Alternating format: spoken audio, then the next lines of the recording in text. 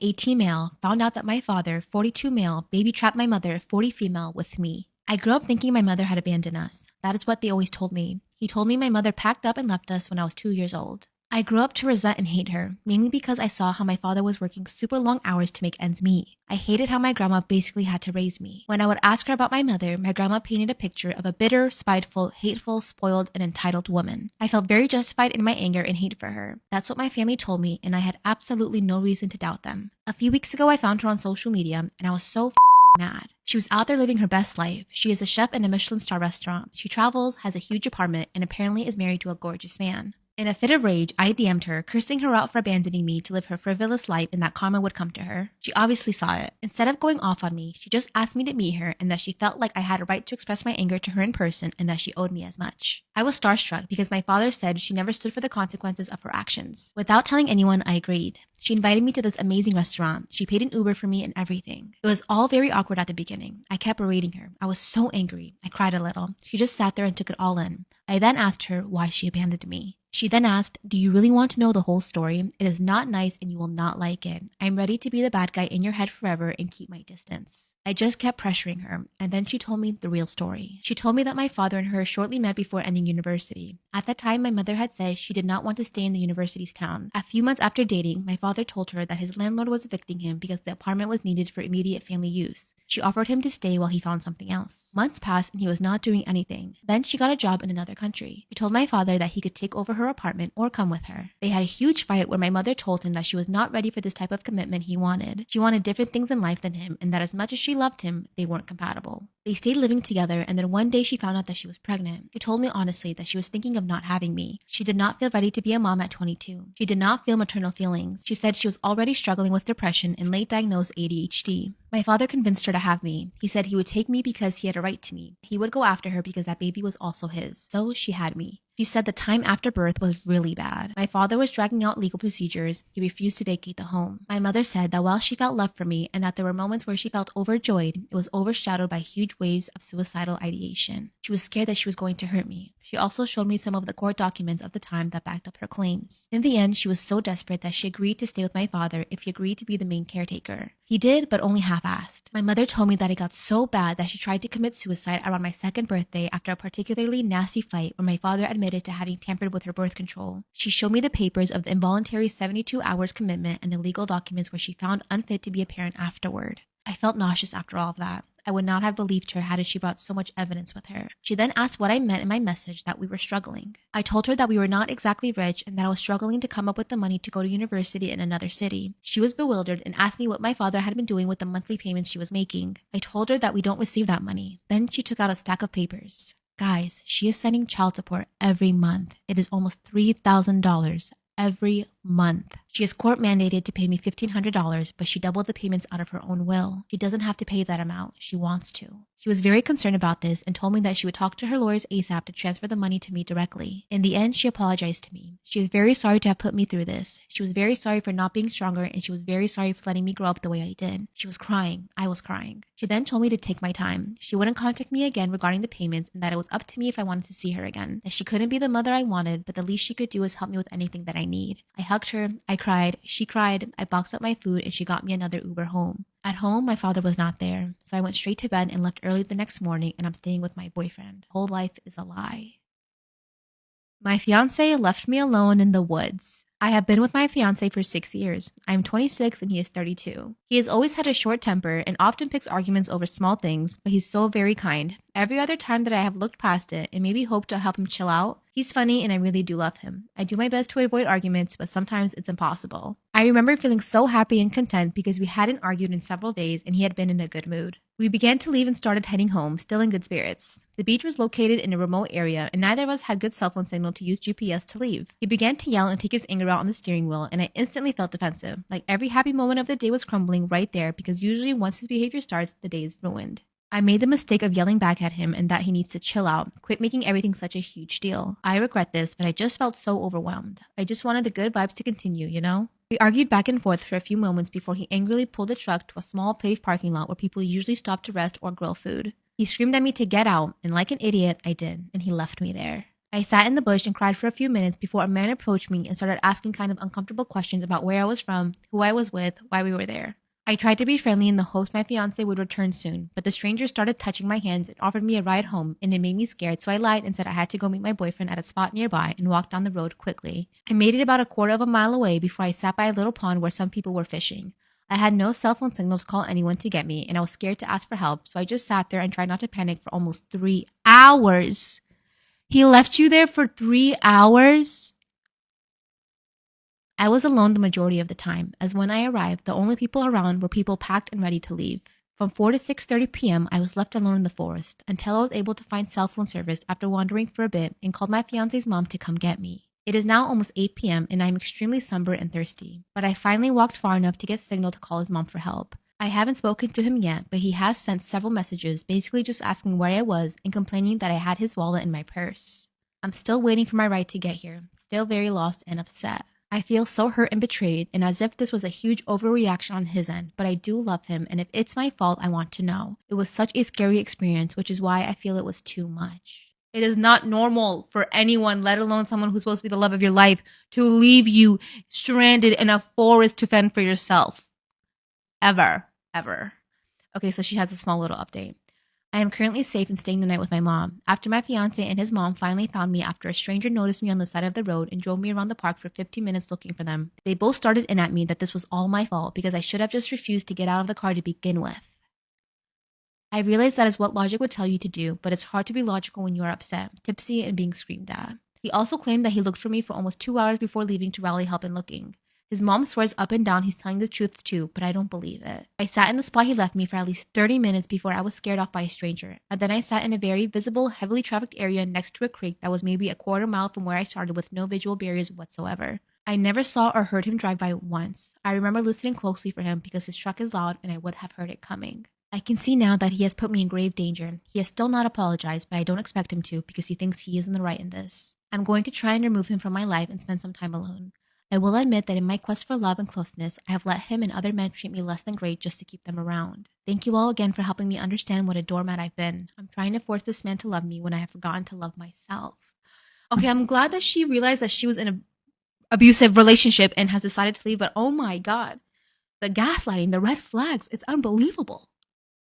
Am I wrong for pulling out of planning my sister's wedding, causing her to lose her venue? As a wedding planner who has been in the industry for many years now, my 31 mil party trick amongst close friends and family is being able to guess how long my clients' marriages will last with pretty alarming accuracy. If you ask anyone in the industry, there are specific indicators while working with a couple that allow us to be able to gauge compatibility. I can usually get down to around a 6-month window when predicting when photos of each other will disappear from socials. This is not me taking joy in crashing and burning of relationships. Working in this career field can actually leave you feeling jaded about relationships in general, which is why I'm reluctant to work for friends and family. The specific stress wedding planning puts on some people/couples can bring out the worst in them that you don't see in everyday life. My sister is getting married early next year and practically begged me to plan for her despite my stance on clients I know personally. I finally gave in and we began the process back in March. Last week, while we were meeting and finalizing a few things, she asked me about the party trick I mentioned. She said since I had been working with her and her fiance for months now, I could give my prediction as to how long they were going to last. I laughed and tried to move on.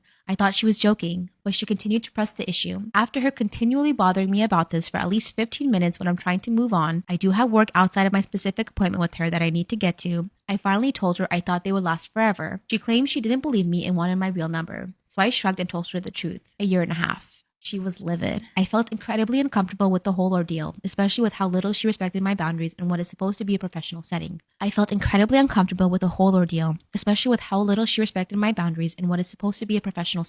just tried to usher her out of my office. Instead, she began ranting about my own marriage and said she gave us until the end of the year before we break up and accused me of being a homewrecker. She finally left and I emailed her saying I would no longer be involved in planning. I gave her the contact information for all of the vendors we were working with, but told her the venue would no longer be available as they only booked to people they have existing relationships with and my involvement was necessary. I have had to break up with clients before, but this felt particularly rough. She has now told our parents that I'm purposefully sabotaging her wedding and that I was unforgivably rude to her when she just asked a playful question. I feel very silly for letting a person disrespect my boundaries over and over again, something I typically wouldn't tolerate, but now I'm wondering if I'm in the wrong. So, am I the asshole? Am I wrong for being pissed that there was no alcohol at a wedding? One of my 35 male best friends, 34 male, got married last week. He drinks alcohol, and our friend group will meet up at breweries a few times a month to hang out. His fiance, now wife, does not drink. It's never been a part of her life. My wife and I got a hotel room by the reception space and Ubered to the wedding. The ceremony occurs, we go to what's supposed to be cocktail hour, and there was just soda and water. No alcohol. This was not something we knew about ahead of time. There was palpable buzz among our friend group at the lack of booze. A lot of us had spent money on a hotel room and Ubering anticipating drinking. Kind of pissed. Bride and groom come to cocktail hour, everyone cheers, and when the bride and groom come mingle with us, I asked, "Where's the booze?" His wife chimes in saying her family does not drink and that they were paying for the wedding, thus no alcohol. I told him that we should have known that ahead of time. I say I wasted money on a hotel room and Ubering. The bride does not take my commentary well and implies I might have a drinking problem. I don't. I only drink with my friends. The groom says I don't need to be such an asshole. I reiterate that I spent a bunch of money on something I didn't need. We all did. The bride's pissed at me and asked me to leave. My wife and I leave, but it's clear I touched a nerve. In our group chat, friends were mixed on me saying something. My wife said I wasn't wrong, but my timing was wrong. So was I the asshole? Oh my god. You dumbass. You're not an asshole, you're a dumbass. Who the hell do you think you are to come to someone else's event that you are not contributing any monetary amount to say, why don't you have this? It's not anyone's obligation to give you any alcohol. What the heck? And for that to be a deal breaker for you to want to come to someone's event, you're a shitty friend and a shitty person. I found court documents that confirmed that my mother had been physically assaulted by my father. Upon further research, I determined that my father spent 3 months in jail for the assault. That was when I was 4 years old, which would explain why I do not remember anything at all about that. I met with him a few days ago, and this is when I asked about child support, posing the question like, "Hey dad, did my mom ever give you child support for me?" He denied ever receiving child support, citing the courts will go easy on women. The same day I snooped around and found a stack of cash with over $5,000 in one of his drawers. I did have the data to the household account, but the $3K monthly payment was never figured in that account. Also, I scouted for withdrawals for more than $100 at a time that maybe could explain the 5K stack, which was only composed of $100 bills, and nada. I did in fact contact my mother after finding all of this out. I confronted her with the newfound information. She admitted that it was quite bad and she did fear for her life. My father apparently had friends in law enforcement that were following my mother and making her life impossible, giving her tickets for the most inconsequential stuff, pulling her over for random controls, everything possible to intimidate her or to find dirt on her. My father gave her the ultimatum of just signing over without a fight, or he would make her and my life impossible. My mother told me that he had been abusing her since I was born, as early as 1 week postpartum. So when my father uttered the ultimatum, she felt hopeless and just tried to end it. It did not work, and after she was released, my father served her and battled for full custody. Because she was deemed unfit to parent, it was really easy for him. She told me the court actually went pretty hard on her. About a year after that, my mother attempted to establish visitation with me. She reached out to my father, who invited her over. He told her that she could be in my life if she agreed to be together with him again. My mother told him no, and then a fight ensued. That was the night he assaulted her. He assaulted her so badly that she wound up in the hospital. In the hospital, seeing her wounds, they had to report it. So he was sentenced to a year, but only served 3 months. At that time, custody of me was with my grandmother. My father resumed custody of me at the time of being released. I was able to corroborate all of this after reaching out to my aunt, who has not spoken to our family in 10 years. My aunt Mia basically documented my mother's abuse. She took pictures of her bruises and recordings of my father screaming and threatening her. She told me that she testified against my father in court and that she could back up everything my mother said because he did the same thing to her. I insisted on seeing the pictures and recordings. My aunt was resistant to this, but a part of me did not want to accept that this was reality. So yeah, my father is a monster. Am I wrong for inviting my fiance's younger sister to our wedding? I, 25 female, am engaged to my fiance, 32 male. We've been dating for 4 years before getting engaged last year. We've always gotten along well with each other's families and celebrated holidays together. Both of our families were happy when we announced our engagement. I recently found out that my fiance actually has a 15-year-old younger sister, let's call her Anne, who I never met despite her living at her parents' and me visiting often. When I asked about her during a family dinner, they glared at me and coldly said I shouldn't mention her and that I should just forget about her. The intense response kind of shocked me, so I dropped the subject. But I tried to talk about it with my fiance after we got home. He brushed it off and said that Anne doesn't want to be a part of the family, so she's not allowed to join any family events or gatherings until she decides to talk to them. Maybe because I'm generally a curious person, but something just felt off. Even at my fiance's parents' home, there are pictures of their children everywhere, but there's not a single picture of Anne. A few days ago, I contacted Anne, saying I love to get to know my future sister-in-law. We met up in a cafe, and she is such a sweet girl. But it turned out she's mute. She can hear, but just can't talk. Her parents got it into their heads so that she's able to talk, but chooses not to, because there's no way a child of them would have a disability. So they excluded Anne from the family until she talks. We talked. I talked, she wrote, I don't know sign language, and I feel really sorry for her. I invited her to my wedding, telling her that I'd love to see her there. When I later told this during a family dinner with my fiance's family, they blew up, telling me how I dared to talk to Anne and to revoke my invitation because if Anne doesn't want to talk to them, she doesn't deserve to be a part of the family and shouldn't be allowed to join in family events. They told me I shouldn't stick my nose in their family business. My fiance sided with his parents, telling me to just forget Anne exists and to apologize to his parents. This angered me because I thought my fiance would have my back, and I yelled at them that I'm not going to uninvite her and that she deserves to be treated better. Since then, my fiance has been constantly telling me that I'm behaving like a child throwing a tantrum and to apologize to his family for my behavior. But I just can't accept the way Anne is treated. It also made me worry if we end up having children, would my fiance treat our child the same if they end up with a disability of some kind? Some of my friends are also saying that I should just let it go and not overreact so much, that every family does things their own way, so I should just apologize and do as they tell me to prevent my relationship from suffering. All I gotta say is that if you have a child with this family and your child has some sort of disability or anything, imagine the same treatment happening to them. This whole family is a red flag. What the heck? I feel bad for Anne. I wish you could help her more, but that is crazy.